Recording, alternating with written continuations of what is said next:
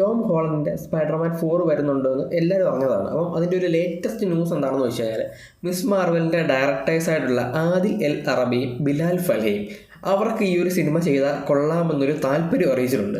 Miss മാർവലെ ചെയ്ത് നശിപ്പിച്ചു, അത് കണ്ട പാട് നമുക്കറിയാം. അതിൻ്റെ കൂടെ എന്തിനാണ് ഈ ഒരു സിനിമ ചെയ്യാനായിട്ട് ഒരു ഇൻട്രസ്റ്റ് കാണിക്കുന്നതാണ് എനിക്കറിയാത്തത്. അവർ പറയുന്നത് അവർക്ക് സ്പൈഡർമാൻ എന്ന് പറയുന്ന ക്യാരക്ടർ ഭയങ്കര ഇഷ്ടമാണ്, ന്യൂയോർക്ക് ഭയങ്കര ഇഷ്ടമാണെന്നുള്ളതാണ്. ഒരു സിനിമ ന്യൂയോർക്കിൽ ഷൂട്ട് ചെയ്തത് പോരെ, ഇനിയും ചെയ്യണോ? ആ ഒരു ചെയ്ത സീരീസേ മാർവലിൻ്റെ ദ വേഴ്സ്റ്റ് സീരീസാണ്. ഇനി അതിൻ്റെ കൂടെ നല്ലൊരു മൂവിയെ കൂടെ നശിപ്പിച്ച് അതിൻ്റെ ചീത്തപ്പേരും കൂടെ കേൾക്കണമെന്ന് എന്താണ് ഇവർക്ക് ഇത്ര താല്പര്യം? ഇതിൻ്റെ വല്ല ആവശ്യമുണ്ടോ? ഏതെങ്കിലും നല്ല ഡയറക്ടർമാരെ കൊണ്ടുവന്ന് ആ ഒരു സിനിമ ചെയ്യിപ്പിക്കുന്നതല്ലേ നല്ലത്.